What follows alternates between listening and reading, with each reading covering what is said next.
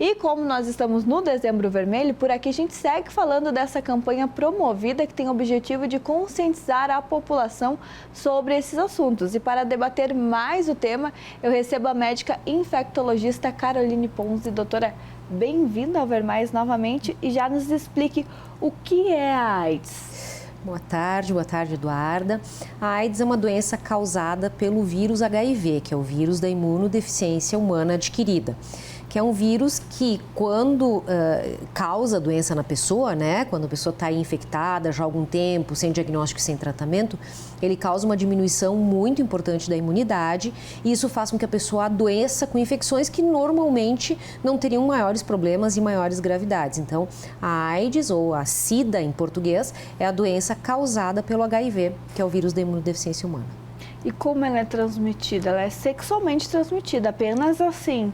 Não, ela é transmitida por via sexual, mas também por contato com sangue infectado, de uma pessoa infectada, e também através da mãe para o bebê durante a gravidez, parto e amamentação, mas esta situação hoje em dia, em muitos lugares, ela já está eliminada, porque como nós temos uma boa assistência pré-natal e tudo muito bem rotinizado, e o teste do HIV é feito nas gestantes em todos os trimestres, a gente consegue prevenir que o vírus passe de mãe para filho, inclusive mães que são portadoras, mulheres que são portadoras do HIV e estão fazendo tratamento com carga viral zerada, podem gestar. Podem gestar sem ter algum risco aí da doença. O devido acompanhamento, né? Com o devido acompanhamento. E quais são esses sintomas da AIDS para o pessoal de casa saber, talvez eu possa ter, conheço alguém que tenha, preciso fazer o exame?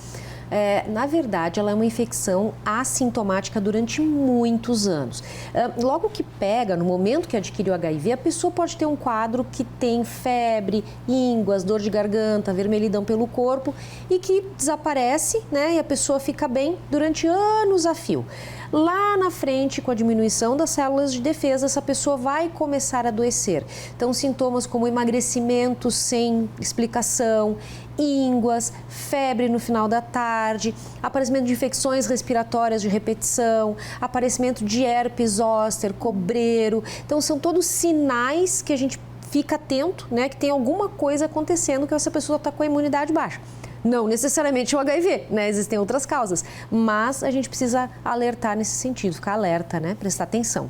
E hoje em dia, como é feito esse tratamento? Porque antigamente se falava em AIDS, já se pensava em morte.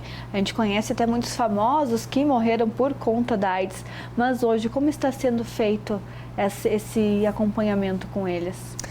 Para você ter uma ideia, eu tenho 26 anos de formada e faz mais ou menos isso que eu trato pessoas com HIV. Lá atrás, realmente, era uma sentença de morte. A gente não tinha muito o que oferecer.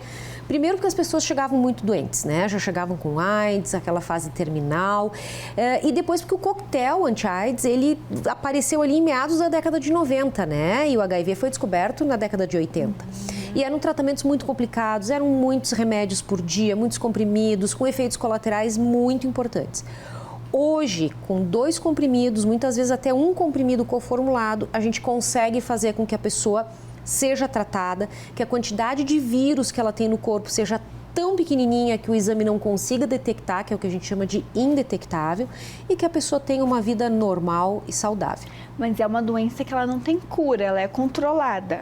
Ela não tem cura. Existem alguns relatos pontuais de alguns pacientes curados através de transplante de medula, mas isso em centros de pesquisa, coisas ainda muito incipientes. Mas no dia a dia, na prática, pra gente, não. A gente não consegue eliminar o HIV do corpo, mas a gente consegue controlar a doença. Como é que é isso? Tomando coquetel, fazendo com que a carga viral fique indetectável e a defesa da pessoa subindo e ficando normal, como de alguém que não esteja infectado pelo vírus. E como fazer essa prevenção? Além do cuidado ali na hora da relação sexual, a questão do sangue também é muito importante. Quando a gente vai fazer alguma vacina, as mulheres até no fazer a unha, às vezes, precisa ter esses cuidados também? Hoje em dia, os bancos de sangue, eles têm testes muito sensíveis e muito precoces para a detecção do HIV.